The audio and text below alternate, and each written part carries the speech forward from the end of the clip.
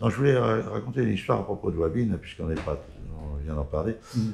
Il y avait, donc, je veux dire, il y avait des histoires militaires qu'on a filmées. Je voulais ouvrir avec la cave parce que c'était un problème de.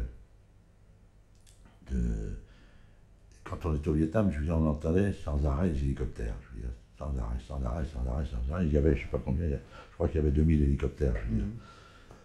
Et toute la journée, on entendait ça. Je veux dire, ils surveillaient tout. Je veux dire, de tel point que même qu'à un moment donné, on a tourné dans le film, on a tourné une scène avec les où il y avait une histoire qui se passait avec les Viettes.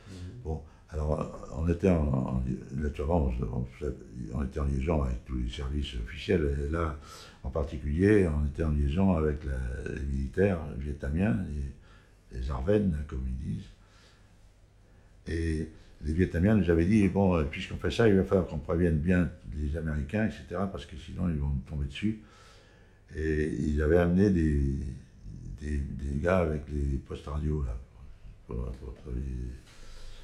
Et effectivement, je veux dire, il n'y avait pas un quart d'heure qu'on était installés, les hélicoptères étaient là.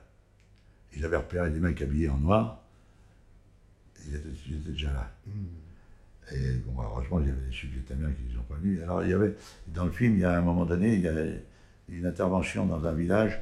Alors, c'était un truc. Alors, j'avais envie de montrer ça parce que ça fait partie de ces genres d'opérations dont le système on retrouve maintenant en Irak, je veux dire ce système de l'opération Phoenix, c'est-à-dire où les Viettes arrivaient à l'époque, là c'est ce que font les Irakiens, et ils vont bousiller les chefs de village, etc.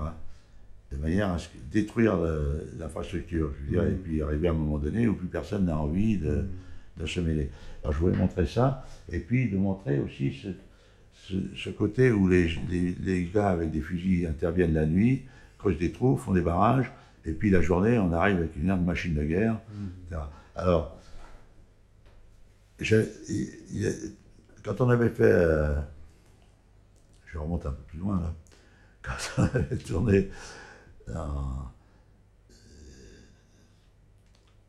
La Passe du Diable, on avait rencontré tout à fait par hasard, parce qu'on avait été fumé dans une fumerie, là, j'en reviendra, c'était une fumerie de puis on a rencontré un mec qui était le colonel, qui était adjoint au chef d'état-major de l'armée vietnamienne. Alors, je lui dis à un moment donné, je lui dis, je voudrais savoir qui est le patron de la région où on était en train de tourner le film de Waville. Alors il me dit, c'est le général Tartampion. Alors je lui dis, ah bon, ben d'accord. Et je lui dis, je le connais, j'ai déjà rencontré, tout ça. Bon. Et finalement, je dis à mon assistant, démerde-toi pour me trouver un rendez-vous avec ce mec, parce que je voudrais lui demander qu'il nous passe des blindés vietnamiens pour aller faire cette opération qu'on doit faire là-bas. Et alors, au bout de 7-8 jours, on me dit, vous avez rendez-vous avec le général à tel endroit. Alors, je le vois, je me souviens plus combien il s'appelait, mais mettons qu'il s'appelait Dong. Alors, je lui dis, ah bonjour, mon général, vous vous souvenez, on s'est rencontrés à tel endroit. Ah, mais oui, je me souviens très bien, monsieur Coutard. Asseyez-vous. Alors, d'un seul coup, on était très convivial, etc. Et puis, alors je lui explique ce que je veux faire. Il me dit, bon, c'est très bien. Ah, écoutez, mais l'endroit là où on est, c'est un endroit où sont sous commandement australien.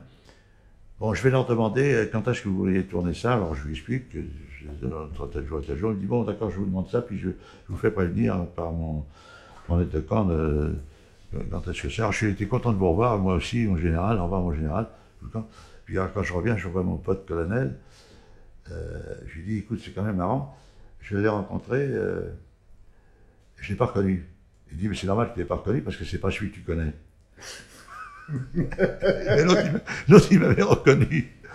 Alors finalement, on se met d'accord sur le jour où il devait tourner, et j'avais demandé qu'on m'envoie un char d'assaut avec trois bagnoles avec de l'infanterie à bord.